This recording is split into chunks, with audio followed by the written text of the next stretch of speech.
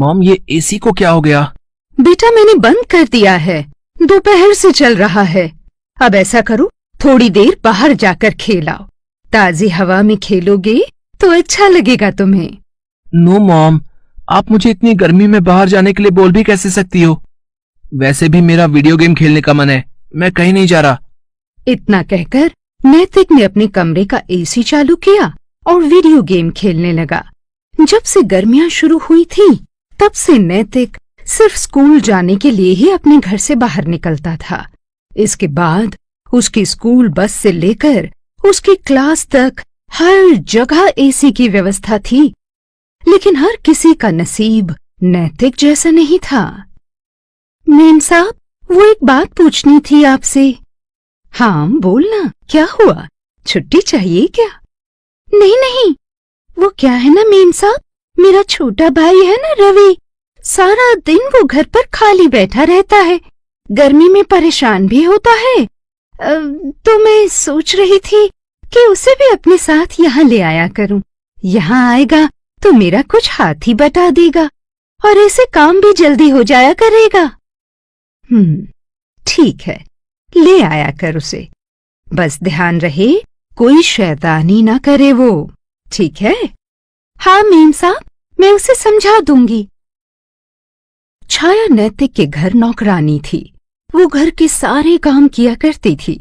उस पर अपने छोटे भाई रवि की पूरी जिम्मेदारी थी, क्योंकि छाया और रवि ने अपने माता पिता को कई साल पहले एक सड़क हादसे में खो दिया था। छाया बड़ी थी तो वो खुद काम करके रवि को एक अच्छी जिंदगी देने की कोशिश कर रही थी। हालांकि ये सब उसके लिए बिल्कुल भी आसान नहीं था। दीदी, मुझे प्यास लगी है, पानी दो ना। हाँ रुक जा, अभी देती हूँ। ये क्या दीदी, यहाँ तो फ्रिज है, इसमें से निकाल करके ठंडा पानी दो ना। ठंडा पानी? रहने दे रवि, मालकिन खुद दे तो बात और है, लेकिन मैं खुद उनके फ्रिज को हाथ नहीं लगाती हूँ। तो उनसे मांग लो ना, मुझे तो ठंडा पानी ही पीना है। छाया के समझाने पर भी रवि नहीं माना। उसने ठंडा पानी पीने की जिद पकड़ ली थी। छाया ने निधि को ढूंढने की कोशिश की, पर वो उस वक्त घर पर नहीं थी। हार मानकर छाया खुद ही फ्रिज खोलकर पानी की बोतल निकालने लगी। तभी वहां नैतिक आ गया। ए, क्या कर रही है तुम? मेरी आइसक्रीम चुरा रही हो ना? नहीं नैतिक बाबा, मैं तो बस ये पानी ले रही थी। झूठ बोल रही हो, मम्मी घर पर नहीं है, तो तुमने क्या सोचा किसी को पता नहीं चलेगा और तुम दोनों भाई बहन मजे से मेरी आइसक्रीम चुरा कर खा लोगे? नहीं भैया, मेरी दीदी चोरी नहीं कर रही थी, वो तो मेरे लिए ठंडा पानी निकाल रही थी। मैं सच कह रहा हूं, मैंने ही जिद की थी ठंडा पानी पीने की। तुम झूठ बोल रहे हो, मैंने देखा था जब मैं अपनी आइसक्रीम को फ्रिज में रख रहा था तो तुम मुझे ही देखे जा रहे थे। अरे आइसक्रीम खानी ही है तो खुद खरीद कर खा लो ना। लेकिन रुको, तुम लोग तो गरीब हो ना, चलो हटो यहां से। नैतिक फौरन फ्रिज से अपनी आइसक्रीम निकालकर उसे छाया और रवि के सामने ही बड़े मजे से खाने लगता है। ये साफ दिख रहा था कि नैतिक उन दोनों को चिढ़ा रहा था। दीदी, वो हमारे साथ ऐसा कैसे कर सकता है?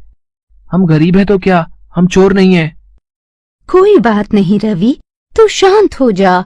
वैसे गलती हमारी भी तो है, हमें मेम साहब का इंतजार करना चाहिए था। उनसे बिना पूछे फ्रिज को हाथ नहीं लगाना चाहिए था। अब रवि को ना तो ठंडा पानी पीना था और ना ही नैतिक के घर में और रुकना था। वो घर जाने की जिद करने लगा तो छाया ने उसे समझाया, तू क्या करेगा अकेला घर पर? हाँ देख, मैं तुझे यहाँ अपनी मदद के लिए लाई थी, तू वो करना, फालतू की बातों पर ध्यान मत दे, समझा कर। छाया की बात रवि को समझ आ गई और वो सब कुछ भूलकर काम में छाया की मदद करने लगा। छाया रसोई में बर्तन धोने लगी तो रवि घर में झाड़ू लगाने लगा। झाड़ू लगाते हुए रवि नैतिक के कमरे में पहुंचा तो वहां पहले से ही एसी चल रहा था और नैतिक वहां बड़े मजे से वीडियो गेम खेल रहा था। रवि चुपचाप कमरे में झाड़ू लगाने लगा। एसी की ठंडक उसने पहली बार महसूस की थी तो उसे बहुत ही अच्छा लगने लगा। अरे वाह भैया, आपका कमरा तो कितना ठंडा है, लेकिन ऐसा कैसे हो सकता है? बाहर तो कितनी गर्मी है। ओ माय गॉड, तुम तो एक नंबर के बेवकूफ हो। तुम्हें ये एसी दिखाई नहीं दे रहा है क्या? एक मिनट, अब ये मत कहना कि तुम्हें एसी के बारे में कुछ भी नहीं पता। नहीं भैया, मुझे नहीं पता। उफ, तुम गरीब लोग भी ना। सच में तुम लोगों की लाइफ कितनी बेकार है। अब तुम यहां खड़े होकर मेरा गेम मत बेकार करो। फालतू में डिस्टर्ब कर दिया मुझे। एसी देख लिया ना, और इसकी ठंडी हवा भी खा ली। अब जाओ यहां से, और आगे से कभी भी मुझसे पूछे बिना मेरे कमरे में मत आना, समझे? नैतिक ने एक बार फिर रवि की बेइज्जती की थी, लेकिन रवि ने उससे कुछ नहीं कहा और चुपचाप सिर झुकाकर नैतिक के कमरे से बाहर आ गया। दीदी रहने दो, हम यहाँ काम नहीं करेंगे, कहीं और काम ढूंढ लेंगे हम। हैं? ये क्या बोल रहा है? तो ठीक तो है, काम मिलना कितना मुश्किल होता है, तुझे कुछ पता भी है?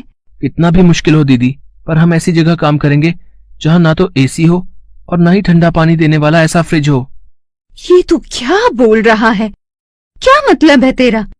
हाँ दीदी, नैतिक भैया को लगता है कि हमारे पास ये सब नहीं है तो हम बेकार हैं। रवि, हम बेकार नहीं हैं, बस थोड़े मजबूर हैं। इसीलिए ये गर्मियां हमारे लिए मुसीबत बनकर आती हैं। तू देखना, एक दिन ये सब चीजें हमारे पास भी होंगी। नहीं दीदी, मुझे ये सब नहीं चाहिए, कभी नहीं चाहिए। मैंने देख लिया है, ये सब चीजें जिसके पास भी होती हैं वो बहुत बुरा बन जाता है, बिल्कुल नैतिक भैया की तरह। छाया नैतिक को समझा पाती उससे पहले ही उसने रसोई के बाहर खड़ी निधि को देख लिया। मेम साहब, आप आ गई? ये देखिए, रसोई का सारा काम हो गया। मैं बस ये झाड़ू ही लगाने जा रही थी। रुको छाया, ये सब बाद में हो जाएगा। पहले मुझे ये बताओ कि ये रवि नैतिक के बारे में क्या कह रहा था? कुछ भी तो नहीं मेम साहब। वो गलती इसी की थी। नैतिक भैया ने कुछ नहीं किया। झूठ मत बोलो छाया, जो हुआ है मुझे सब सच सच बताओ। निधि के जोर देने पर छाया उसे सारी बात बताती है। सब कुछ जानने के बाद भी निधि नैतिक को बुलाकर उससे कुछ नहीं कहती। फिर अगले दिन, मॉम, मेरे रूम का एसी नहीं चल रहा है और फैन भी चलते चलते अपने आप ही बंद हो गया। आप देखो ना क्या प्रॉब्लम है। बेटा, कल रात से ही लाइट नहीं है, इन्वर्टर भी काम नहीं कर रहा है, बस इसीलिए सब कुछ बंद है। क्या? बट मॉम, लाइट कब तक आएगी? आज तो सारा दिन नहीं आएगी। हाँ, कल तक शायद आ जाए। इलेक्ट्रिसिटी लाइन में कुछ रिपेयरिंग का काम चल रहा है।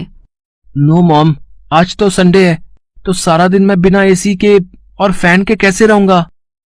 वैसे ही जैसे सब रह रहे हैं बेटा। लाइट तो पूरी सोसाइटी की गई है ना। इतना कहकर निधि अपने काम में लग गई। बिना एसी के कुछ ही देर में नैतिक की हालत खराब होने लगी। उसे गर्मी बर्दाश्त ही नहीं हो रही थी। उफ, बस बहुत हो गया, मुझे ठंडा पानी चाहिए। नहीं, ऐसा करता हूँ, कल फ्रिज में जो आइसक्रीम छोड़ी थी मैंने, जाकर उसे खाता हूँ। लाइट ना होने की वजह से नैतिक की आइसक्रीम पूरी तरह से पिघल चुकी थी और पीने के लिए ठंडा पानी भी नहीं था। ये देखकर नैतिक का पारा और चढ़ गया। मॉम, ये क्या है? मेरी आइसक्रीम मेल्ट कैसे हुई? और ये पानी, ये तो बिल्कुल भी ठंडा नहीं है। नैतिक, तुम भूल गए क्या? फ्रिज भी तो लाइट से ही चलता है ना बेटा। ओह नो मॉम, कुछ तो करो, अब मैं ये गर्मी और बर्दाश्त नहीं कर सकता। पापा को बोलो ना, कुछ तो करें। मेरे रूम का एसी और ये फ्रिज ऑन करवाओ ना जल्दी से। पापा कुछ नहीं कर सकते नैतिक। लाइट जब तक नहीं आती हमें ऐसे ही रहना होगा। तुम्हें पता है, ऐसे न जाने कितने लोग हैं जिनके पास ये एसी और फ्रिज तो छोड़ो, घर में लगाने के लिए एक फैन भी नहीं होता। वो हमेशा इनके बिना ही रहते हैं। लेकिन बेटा, गर्मियां तो उनके लिए भी बराबर ही पड़ती है ना। तो सोचो वो लोग कैसे रहते होंगे। और तुम्हें तो सिर्फ वक्त काटना है, लेकिन वो तो इस गर्मी में भी खूब मेहनत करते हैं ताकि अपने लिए खाने का इंतजाम कर सके। नैतिक अपनी मां का इशारा समझ गया था, क्योंकि पास ही में छाया और रवि अपना काम कर रहे थे। उन्हें भी गर्मी लग रही थी, लेकिन वो नैतिक की तरह परेशान नहीं थे, बल्कि पूरे मन से अपना काम कर रहे थे। फिर कुछ देर बाद, नैतिक, लो बेटा, पापा तुम्हारे लिए ये ठंडा जूस लेकर आए हैं। देखो, एकदम चिल्ड है। लो, पी लो, तुम्हें अच्छा लगेगा। Thank you mom. नैतिक ने इस बार वो जूस अकेले नहीं पिया, बल्कि उसने जूस का एक एक गिलास पहले छाया और फिर रवि की तरफ बढ़ाया, और फिर खुद के लिए उसने जूस लिया। छाया और रवि एक दूसरे को देखकर मुस्कुरा रहे थे, और निधि नैतिक की तरफ देखकर। फिर अगले ही पल घर की लाइट भी आ गई, जो असल में सिर्फ नैतिक को सबक सिखाने के लिए गई थी।